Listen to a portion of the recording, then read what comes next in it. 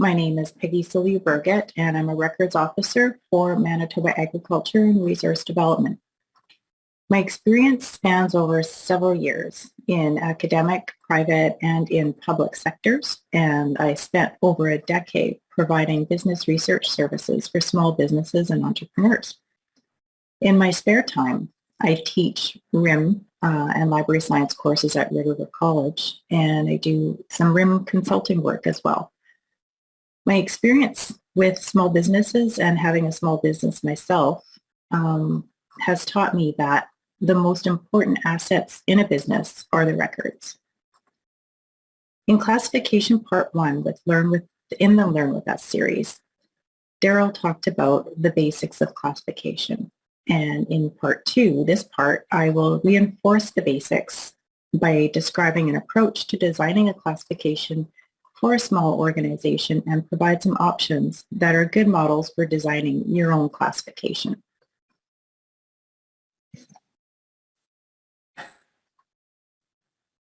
So why is classification so important?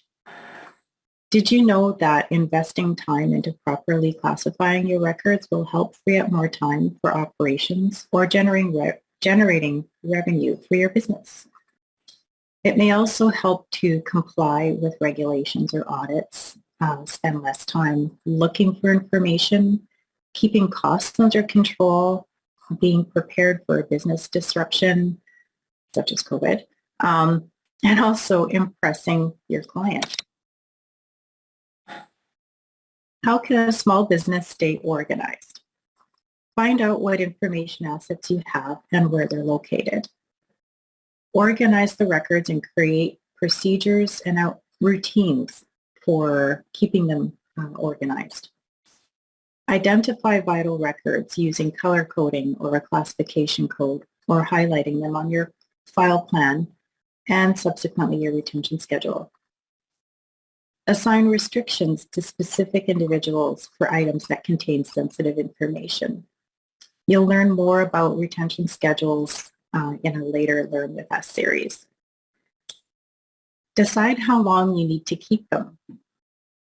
Destroy records that you no longer need and protect the ones that you need to keep. And audit your record-keeping practices regularly. Here are some basic principles for designing a classification scheme, which can be applied in both paper and electronic environments. First of all, use terms that are familiar to the organization and keep it simple, but avoid ambiguity. Terms should be unique enough to prevent confusion. Ensure that the classification scheme is standardized. Different terms can describe the same record, so that's why the terms need to be unique. Ensure it is logical and user-friendly. Ensure it is flexible and allows for growth. Your business is going to grow, so your classification needs to grow too. Categories should reflect permanent functions, and you'll see that later in the presentation. And consider record retention. Keep records with similar retention periods together. And you'll learn more about retention periods in another series. A functional classification is the easiest to establish because it's not based on the organizational structure, but how the information flows through the business. The top level of the classification is inherited in subsequent lower levels of the classifications. I'll go quickly through some steps for designing a classification for a small business or organization in case you missed classification part 1. And then I'll show you what a classification looks like. And you can then share with you some options that you can use as a model to design your own classification.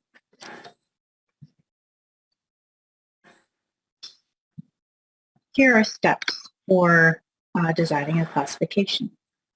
Step 1 starts with gathering information about your organization. For example, your records inventory, existing file plans, use organization charts, process flow maps, schematics, network folders, or other storage areas.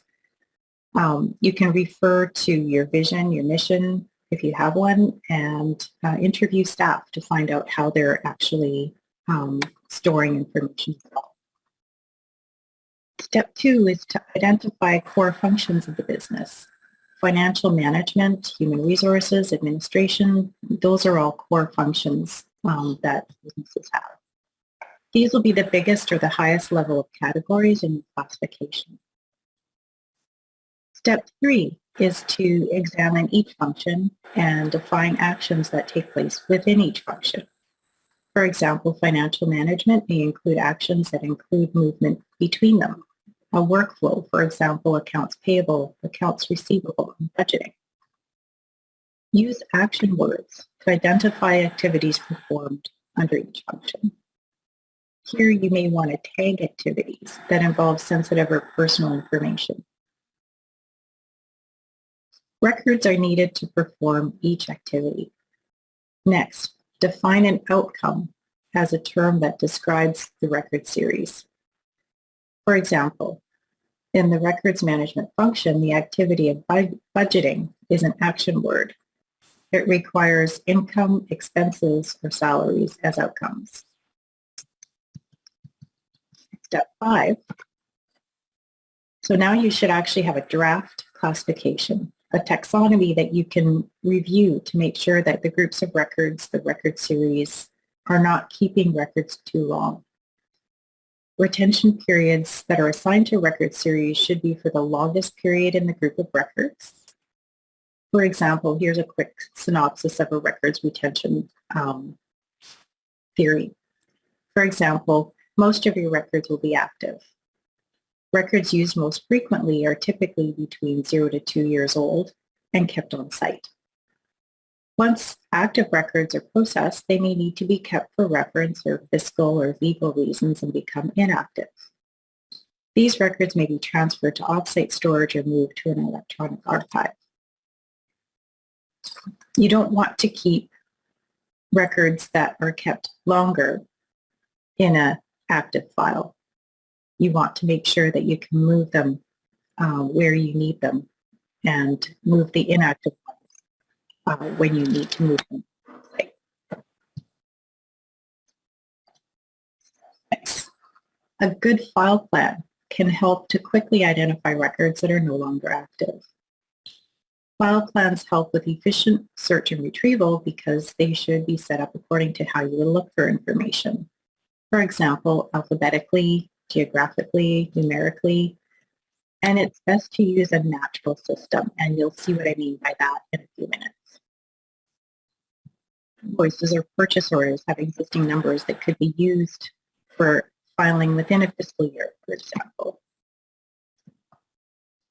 In step 7, to ensure that your classification scheme doesn't fall apart over time, naming conventions and filing rules should be established. When coming up with naming conventions, use names that make sense to the users and use cross-references or a thesaurus to facilitate search and retrieval. Keep in mind that some electronic systems have character limits or some characters may not work. For example, leading zeros or a question mark or colons, special characters. The longer the file path, the more keystrokes are necessary to locate the record. To save time, reduce the keystrokes.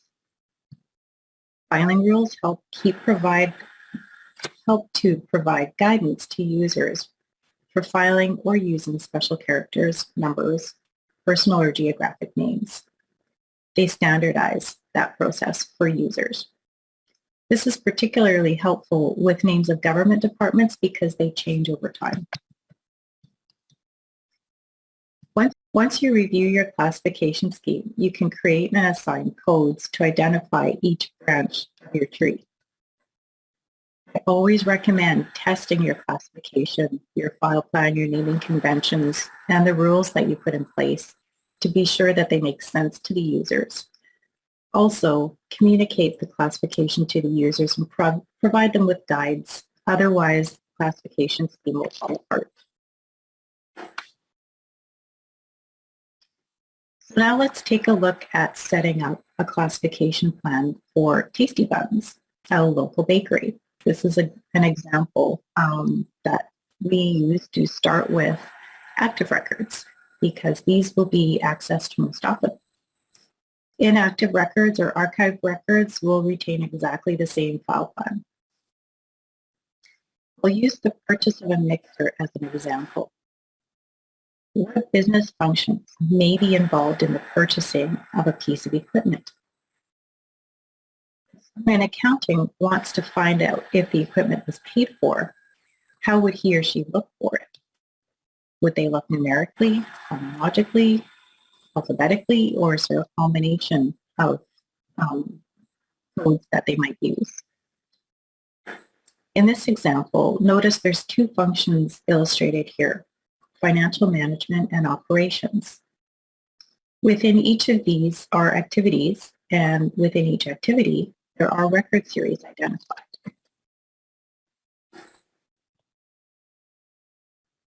When creating a code, ensure all categories have a unique number. Assign numbers to functions, then subdivide that into numbers for activities, then subdivide into each folder, and then arrange the records in each folder. For example, checks have check numbers, invoices have invoice numbers, receipts might have a supplier name, customers have a customer name or number, and check vouchers probably have a customer name or customer number. Here's an example of a file plan for financial management and operations with unique numbers. A closer look at the file plan for financial management, for example, illustrates how invoices are filed within the function, the activity, and the record series with their unique numbers. Function has 100 as their category, their function. Activity is broken down into a subdivision and the record series is subdivided, and the 200, 201, 202 is basically invoice numbers that get assigned. So what if the operations manager wants to find out when the warranty on equipment expires? See how the unique number leads the search to the correct record series. It starts with the operations function, then goes to the baking equipment activities, and to a record series called mixer. And it's arranged by equipment type, then facility, room number, project name, however the user is going to actually look for that information. So equipment maintenance files might look like this. 200 for function, 220 broken down further into activity, 221 is a sub-activity, and then 221 is broken down into kettles, mixers, racks, and you can see how the numbers subdivide those record series. So where can you find examples of classification schemes? There are some standards that are already out there that you can use to actually design your own. I really like this one, which is the North American Industry Classification System. It's a classification system designed by Statistics Canada that harmonizes industries between Canada, Mexico, and the United States. It starts with a 2-digit code at the top level and breaks down further up to 6 digits, and it gives a more detailed category in each level of digits. Another example is the National Occupation Code, NOC. This is a hierarchy that consists of 10 high levels that break down further into 500 different groups of records. Take a look at the accounting function as an example. The Government of Canada has its own classification system used by the Treasury Board. It applies a classification standard to administrative records, similar to records that may be managed in a small business. Descriptions offer guidance to assist with the filing the records correctly. You can see that in this example. Also consider referring classifications used by your local library. Talk to your librarians. They use Dewey Decimal and they use Library of Congress classification systems. So here's an example of the Dewey Decimal classification. It breaks subjects into 10 high levels and then breaks things down further into subcategories and then subcategories until each of them is cataloged by the library with a unique number. The Library of Congress does the same sort of thing, except they use an alphanumeric system. It's a little bit more complex. The top level number is 2 letters, maybe 3 letters, and then they divide using numbers into subcategories, and until each item is assigned a unique number.